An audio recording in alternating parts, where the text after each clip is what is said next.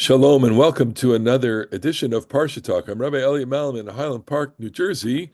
Highland Park Conservative Temple Congregation on Shemet. Joining me with good friends, Rabbi Jeremy Kalmanowski, Anshe Chesed in New York City, Rabbi Barry Chesler, Solomon Shakti Day School of Long Island. I'm back. I'm back in New Jersey after two How weeks. was it? Tell us all about it. Amazing. It was amazing. Just before we start, we just have to just acknowledge today we're recording on day 503, 504. Really, it's now day 504. Today was a very difficult day with the return of the bodies and just the encounter again with this no other way to describe this barbarism, this pure evil, and seeking comfort. And we'll talk about that in a second, and how we do that through the parsha. I came back after 2 weeks in Israel, celebrating my daughter's wedding. Nama is married, and that was just a beautiful simcha for us and our families. And we're wishing Nama and Jacob just a long life, a healthy life, good life together. They live in Tel Aviv, and they're making a great life for themselves there, and in the complicated yet beautiful way that they can. So, beautiful wedding, and lots of great experiences there in a very difficult time, challenging time.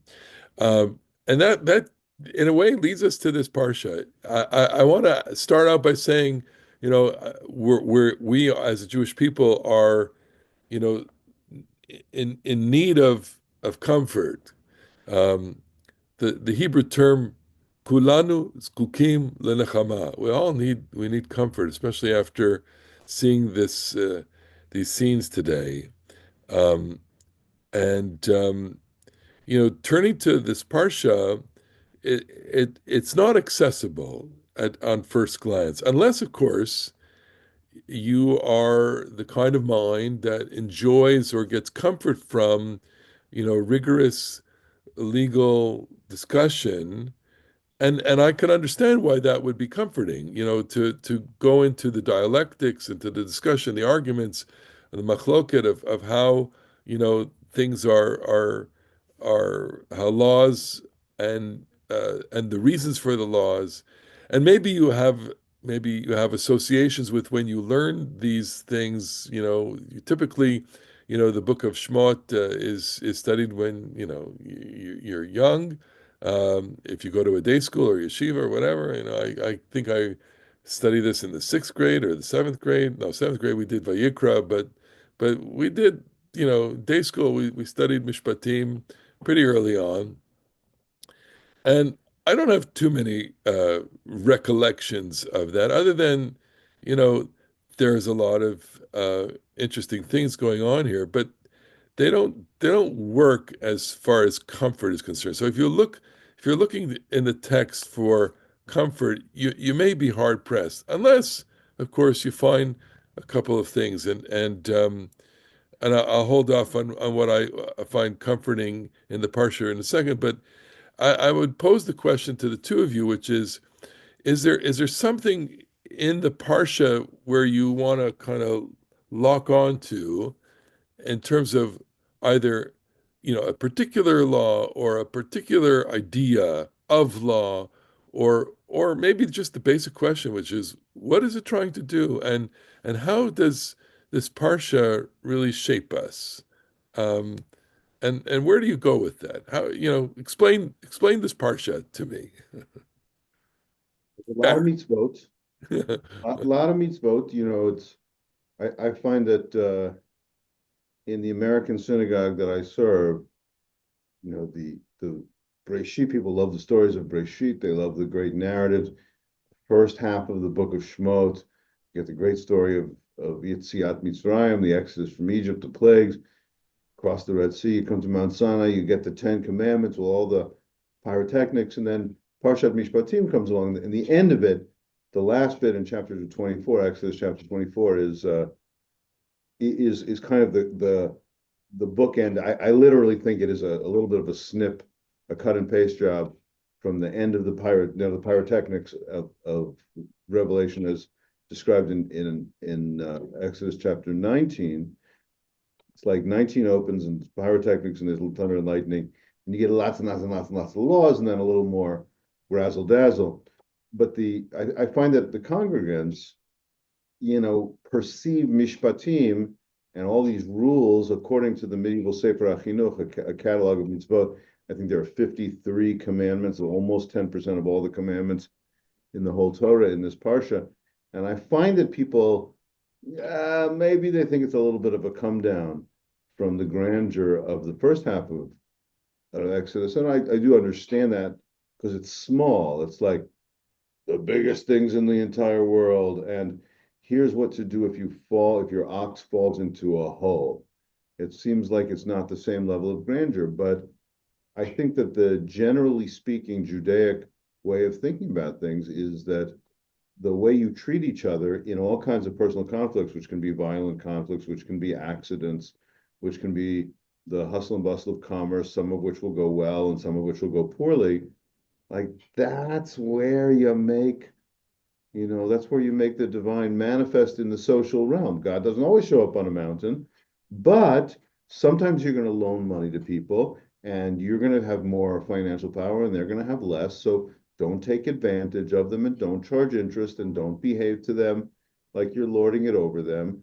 So I find, if not exactly comfort from all of the things, especially God forbid, the tremendous loss of this war and these families and these children, it's not exactly comfort.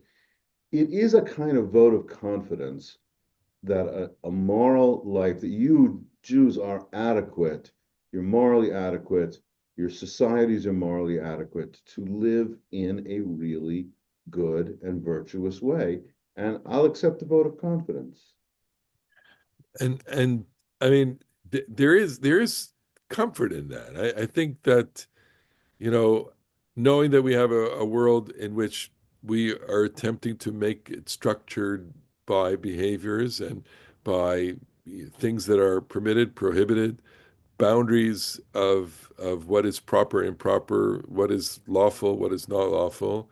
I mean, there is a source of comfort in that, um, and knowing that it's all about um, an articulation of human dignity and care for the vulnerable. That is to say, those who, as you described it, are not have no power and that can be taken advantage of, including, for example, the Hebrew slave, including, for example, the widow and the orphan, and other people who are destitute.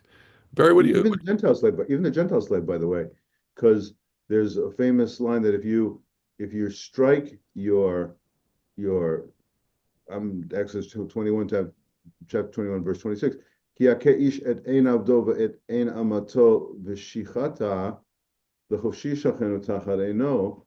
If we don't have slaves. Slaves were ubiquitous in the ancient world. But if a person strikes the eye or the tooth of the slave gets to go free. That's not an Eved Ivri. That's not the covenantal Jewish slave. That's the chattel slavery. I'm not defending this. I'm just describing it. The chattel slave of the non-Jewish slave. It is a possession, but you are not free to do whatever you want with it. You're not free to knock out your slave's eyes and teeth. If you abuse them physically, they've won their freedom. And that's where we cue you, Barry, now. Oh, oh, thank you. Most of us don't have slaves. Barry, on the other hand. No, I've given mine up. So what I would suggest is that Mishpatim is about daily life. Daily life requires a set of rules and corresponding behaviors to guide us through. Last week, with the Ten Commandments, what we call Revelation, that was a once in a lifetime experience. And that is a religious high, of course, but you can't do a lot with it. It doesn't last as an event. It can only last as it ripples through time. And I'm reminded, we sometimes emphasize the wrong part of the verse about Shabbat, which is 6 days shall you work, and on the seventh day you shall rest. It's only if you work the 6 days that you can appreciate Shabbat. And we can only appreciate Sinai if we work our way through the laws of Mishpatim. That it's not the great moment, but how the great moment plays itself out in the day to day. And the other thought I would add is this, is that the comfort can come in Mishpatim in one of two ways. Because, as Jeremy noted, there are over 50 different laws.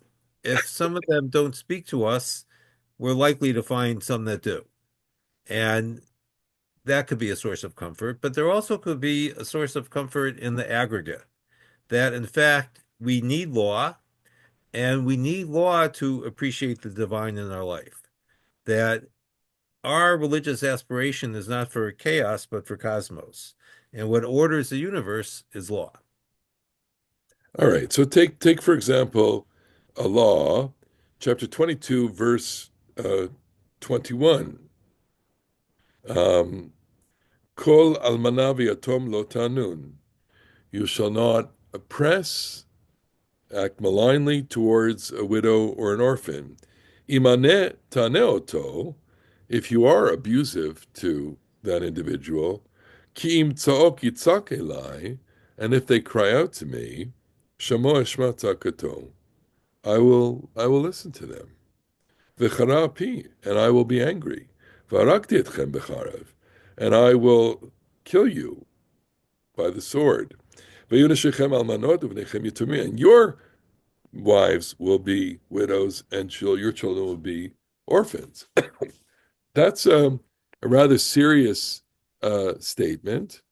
I'll give you something to cry about. Yeah, but maybe if you just kind of set aside the second half of that for a second and read the first part, which is God is responsive. That that here we're talking about a God who responds to human suffering, and that God who is on the side of the victim in a situation of humans abusing other humans.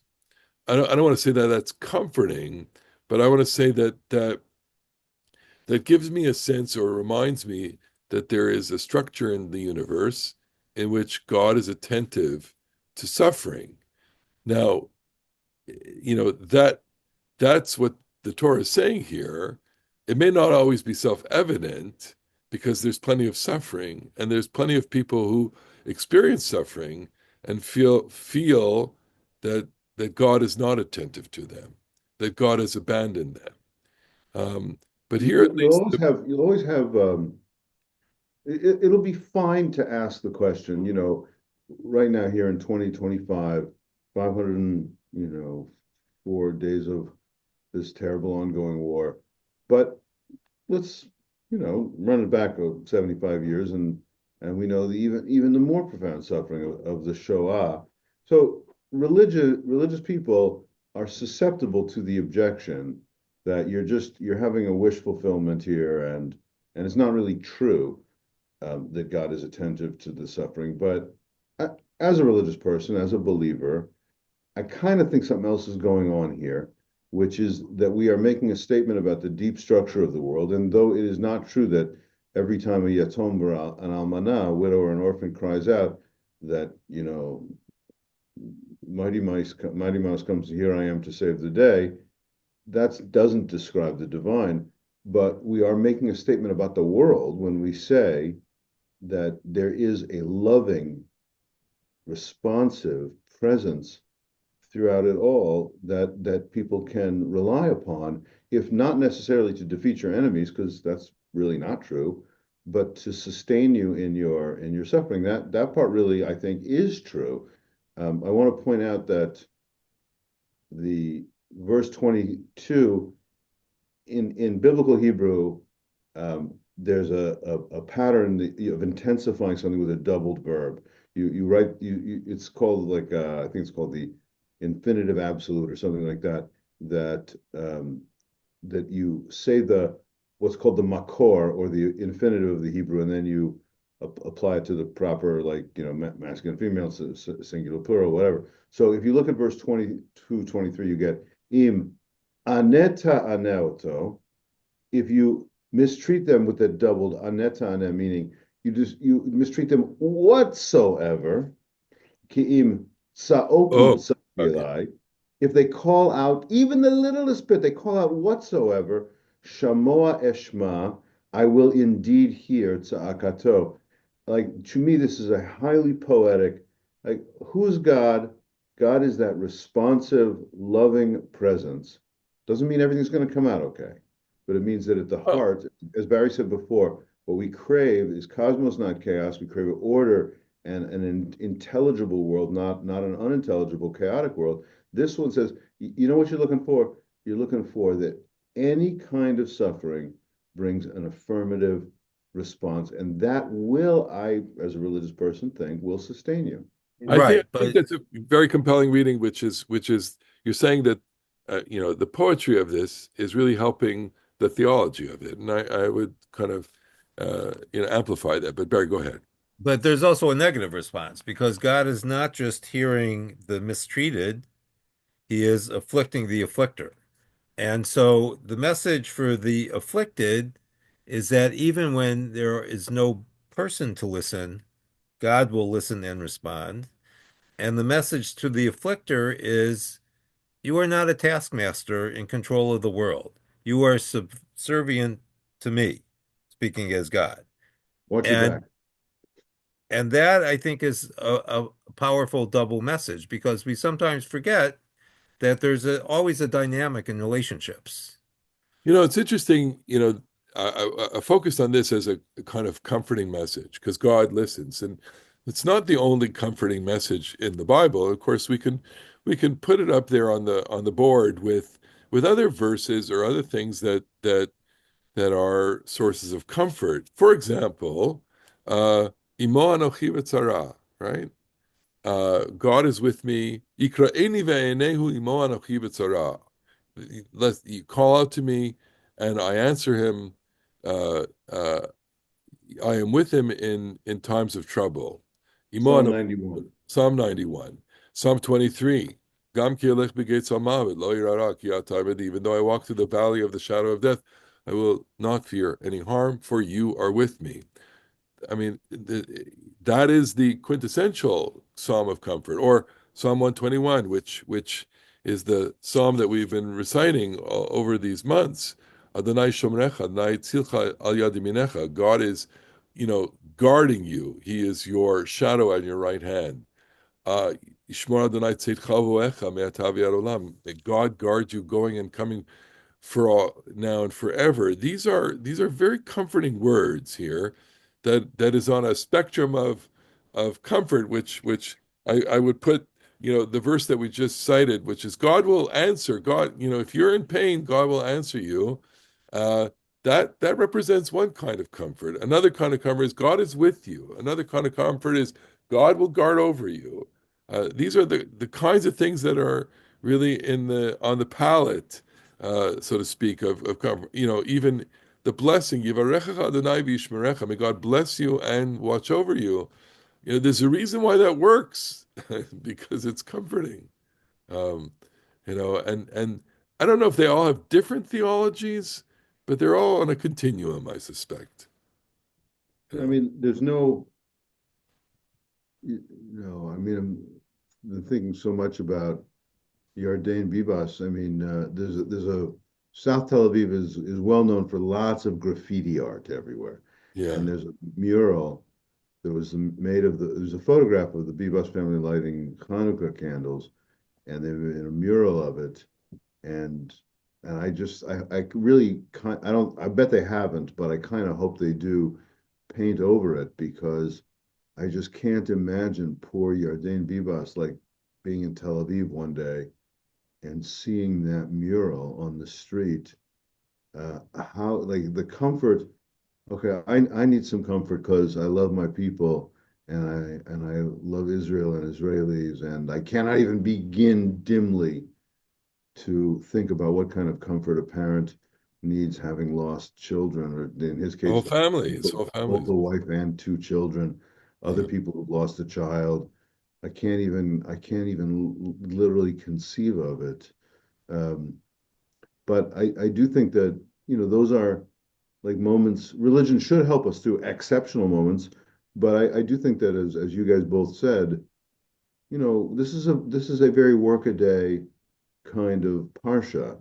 Um, by the way, what do you do if you see your enemy and your enemy's ox is kind of sagging under its burden? Do you help, or do you say, "Ah, that guy's a jerk. I hate him"? No, you gotta help. Yeah. What do you got? Lost object. You find a lost object, and it's a coat, and it doesn't have somebody's name in it, but it's got some specific notable things. There's a rip like a 2 inches up the left sleeve, and then there's a stitch inside in the shape of an X, and you are responsible to return that item to the person, to its rightful owner. And all these workaday things, I feel like, the deep, massive amounts of comfort that we need and that we might want out of religion. Maybe this isn't exactly the parsha that we get it, but we do get in this parsha that just your life, your simple life, you hurt somebody, you have to pay them restitution. You hurt somebody, you have, in our tradition, 5 different major categories of damage, and you have to pay, including their medical bills and time for lost work and stuff like that. It says that the stuff that you take on a day-to-day basis is really significant. It's not mabakach, it's not whatever. It's really significant, and that your relationship with God is filtered through like these human social obligations. Right, but it's in fulfilling those social obligations that we are actually acting b'tselem Elohim in the image of God. So when we comfort, we are standing in for God, who may be present or not. And when we restore what has happened, we also are standing in for God. And this parsha gives us a whole different way of looking about how God can be involved in our lives and how we can be involved with God by acting justly and with compassion. Can we just turn to the end of the parsha, which deserves a little bit of attention, which is this moment where God says, "Hinei anochi sholeach malach lefanecha." I'm sending you an angel before you, lishmorcha badarech, to guard you on the way. And I would, put that on the chart as well of comforting things, notwithstanding the fact that, it takes on different kinds of meanings in the context of God and the people and the what will come later in the golden calf episode where God threatens to abandon the people and not take the people out by himself. But to have stated before you that there's something watching over you, that the malach is a kind of you know stand-in, as it were, for God, actually God Himself, um, and that the notion that God will watch over you, Hinei anochi sholech malach lefanecha, really um, it's not an angel. It's God. God is going to watch over you, um, and that you're heading for a journey, and um, you need that accompaniment, um, and that theme comes up in several places, both in the Torah and also in the Psalms. Ki malachav yitzav elach lishmorcha b'chol drachecha, right? God will send angels before you to guard you. To what extent we take that literally, to what extent we understand that as something watching us. Tfilat Haderech invokes it, Kriyat Shema Lamita. These are moments where we are embarking into the unknown spheres of time and space, and we need some presence there, and we invoke that here. I'm wondering, to what extent something like that gives us comfort to know that we're not alone again. You know. Yeah, we have to have that feeling that we're not alone. I mean, again, I'm a person of like real religious belief. I do have faith. I think that those, hard-nosed atheist kind of Richard Dawkins, Christopher Hitchens, like, get your mind around it. You are all alone in a cold, unfeeling universe. That is just not how I experience the world. And and I do feel, you know, the protective, caring presence accompanying me through the world. Hmm. So the comfort can come from the parsha in some ways. We have, I guess, the parsha's most famous words when they do the covenant ceremony, and the people say, "Kol asher diber Adonai na'aseh ve-Nishma." Uh, do you get comfort out of that, Well, or how do you translate it, first of all, before you get comfort? Explain what you're saying. so the people basically ratify the covenant and they say, all that God has said to us, we will do and we will hear. Okay, Naseh v'Nishma, we will do and we will understand, we will do and hear, we will do and listen. Um, So I want to offer a slightly different interpretation that, the Vav is kind of an interesting letter in Hebrew because we normally translate it and, but it actually has a whole range of meanings. And it's not always easy for us to parse them out, living thousands of years after these words were first recorded in print. But it struck me that perhaps the meaning is na'aseh v'nishma, that we will do as we understand. That God is not asking the impossible, and we are not pledging the impossible. We are pledging ourselves to trust in God and to do these things as we understand them. And I have to say, I thought it was a pretty good interpretation.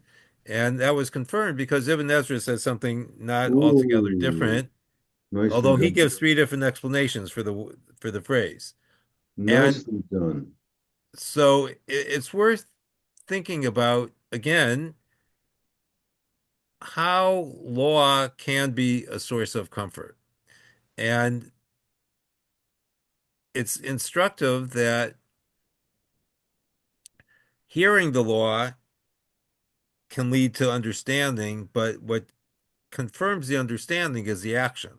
It's not just what we hear, it's what we do. And Interesting. that is how we translate thought into deed and an absent God, perhaps sometimes into a present God. I uh I do not think that the following thing is pshat. I do not think this is the semantic meaning, but na'aseh v'nishma, lishma in biblical Hebrew can mean heed. That is a a listening word that has a different connotation. All that the Lord has said, we will do and obey. We will heed. Could be that. Um, but the following thing, which I do not think is pshat, but I really like it, is, you know, lishmoa can also mean to, as you said, to understand. So all that the Lord has said, we will do it and thereby come to an understanding of it. You know, sometimes people, I feel like in our world, they're exploring Judaism. This is in a sense, and it's an inversion of what Barry said. Although I thought what you said is also quite on point. You have to construe it. You have to understand it. But I also think that sometimes people want to say, "I'll do the stuff I understand, but not the stuff I don't." Well, actually, I think you only come to an understanding of what something might mean for you not by standing on the outside of it and analyzing it without participating in it. It's when you do stuff that the mitzvah discloses its meaning to you. So by doing it, then you come to understand. You can't say, one can't say, these food taboo things that really doesn't make any sense to me. I'm not going to engage in those food taboo things. You actually have no concept of what kashrut is like without a kashrut practice. You have no concept of what Shabbat is like without a Shabbat practice, and you have no concept of what the various kinds of social mitzvot are without actually doing them. But by doing them, they disclose what they might actually mean in your life.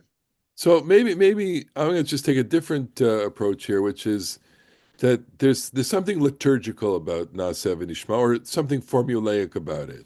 That saying that it always sounds to me like this is the I do of the whole ceremony. I'm in. I agree. It's a kind of a ratification. Do you take this? I do. Naaseh V'Nishma, and it is the leap into the unknown, which all partners in relationship do when they make that commitment to each other, and therefore the comfort that comes from this is A, it's familiarity, it's ease with which it is said, and the sense that by making a commitment we structure the world, um, and that we bind ourselves to each other, and really that's through thick and thin. That it's not an accident that the rabbis look to those words as a kind of betrothal formula. Speaking of weddings, and b'shah sheikdimu naaseh le-Nishma. That's a formula which means, at the moment that Israel prefaced their commitment to do over their commitment to understand, so many things happens, right? God affixes angels, and there's all sorts of miraculous things that happen in that moment.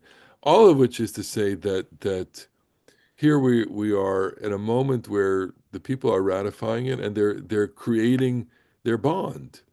And I guess I could ask, what could be more comforting than to know that your relationship is secure, especially with God, and and I think there's what to think about there. There's, I love what you said, in terms of everything, the structuring and the doing and understanding, and I do because I understand. Um, and it's all of that, and it's just an elementary statement of commitment as well. Of You yeah, said Nasa ve-Nishma, the most famous words, and of course they are. And there are so many other, ringing out mitzvot in this parsha, like lo tevashel gedi b'chalev imo, yeah, no meat and milk. One of my personal favorite mitzvot, one of those real mottos, midvar sheker tirchak, keep yeah, far away from falsehood. Don't take a bribe. Ki hashochad ya'aver pikim v'salef divrei tzadikim. Don't take a bribe. A bribe blinds the eyes of those who see and perverts the words of a bribe perverts the words of the wise. There's so many great mitzvot like that structure how it is that we want to live. beautiful. Well, with that, we've come to the end of our time together, and hoping that these words of Torah will give us comfort in a very difficult week. Looking forward to the end of the week. 6 hostages are going to be released on Shabbat as we pray for their well-being, hoping that they are in physical condition that is certainly bearable. We understand, of course, the spiritual, mental, psychological condition, but that will take tremendous, tremendous time to heal. And we're praying for all of that. And for all of our listeners and viewers, we want to thank you, as always, for joining us for these minutes of Torah, this discussion. And to get comfort, we'd love to hear what you have to say. And we look forward to seeing you on the next week's edition of Parasha Talk. In the meantime, Shabbat Shalom. Shabbat shalom.